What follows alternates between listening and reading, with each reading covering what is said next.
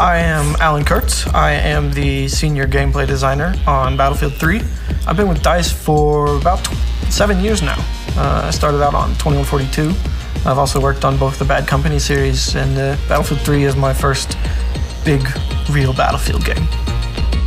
One of the things we really wanted to bring to the Battlefield 3 premium experience was weapon customization. We looked at what was missing from our weapon customization and we said, we want camouflage. We want weapon camos that our premium players can use on the battlefield, show off, show that they're dedicated Battlefield players. So we have brought the F2000, the Peschneg, the L96 sniper rifle, and the Scar H carbine, and we have brought you some weapon camos that you can unlock through assignments. We think it'll let premium users really stand out on the battlefield. In close quarters, you're getting 10 new guns. 6 of those are really focused on the close quarters experience, and 4 of them are weapons that each kit can take back to the greater battlefield and have a new experience with. So for our assault guy, we brought the AUG A3. It's an Austrian bullpup assault rifle. So you got the clip behind the trigger, which is going to give you a better maneuverability in close quarters. You're going to have better fire from the hip, and you're going to be able to navigate with that weapon and bring it onto target faster than you would with, say, the M416. Similar performance-wise, but that close combat edge is going to give you something to really think about when you have the AUG. For the engineer, we've got an Israeli bullpup. It's called the MTAR. It's a super short version of the Israeli assault rifle called the TAR-21. Super high rate of fire, a higher rate of fire than the engineer has seen before. Not super accurate because it's so short.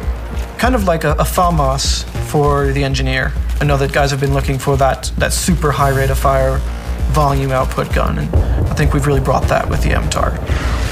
The high-tech weapons come to the support kit this time, with the new LSAT is part of the Army's lightweight weapon technology. And this is a belt-fed machine gun, but it has a special new linking system and a different bullet that makes the weapon much lighter than most belt-fed machine guns.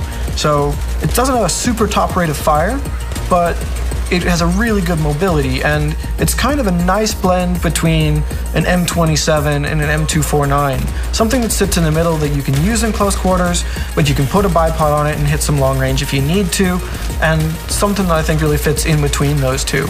And I think support players will find that gives them an edge in these close quarters in combat.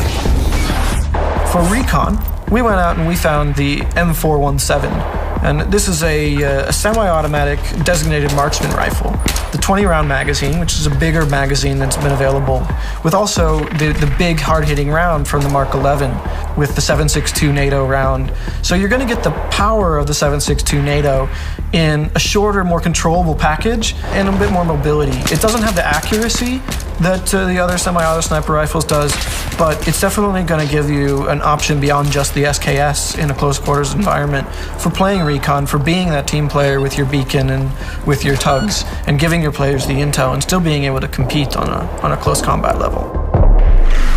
When we look at weapons, we've got the ones that are class specific. We also always have some all-kit weapons, our PDWs, our shotguns. And we looked at our personal defense weapons and we realized we didn't have something that was hard-hitting up close with a good rate of fire. So we looked at the M5K. It doesn't have a very big clip, but it fires a powerful 9mm round.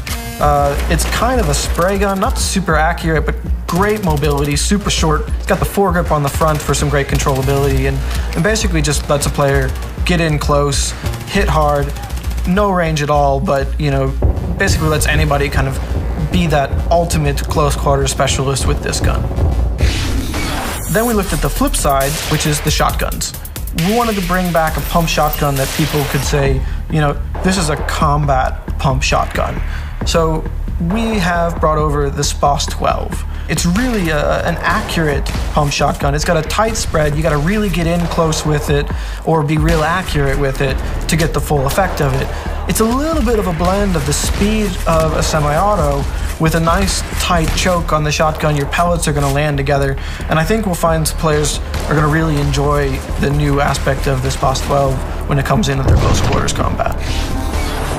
The other 4 weapons, we looked at roles and places outside of the close quarters pack, because you can take all 10 weapons from close quarters into any map.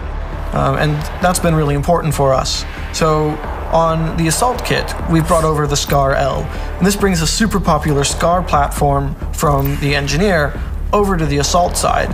It's a relatively low rate of fire, and it fires the same round as a M16, but it's much more controllable. It's really good at hitting mid and long range. It's got good accuracy, it's a nice balanced gun, and I think players who generally gravitate towards an L85 or an AK will find that this gun might be a little bit more their style in the mid-range combat. For the Engineer, we've got the ACW-R, which is an American assault rifle. It's pretty popular today with the Special Forces, and we've done it up differently here. We're bringing the 6.5mm round, and this is a Special Forces round specifically developed for short-barreled rifles, for getting out there and giving a bit more impact at range than the 5.56 round typically does.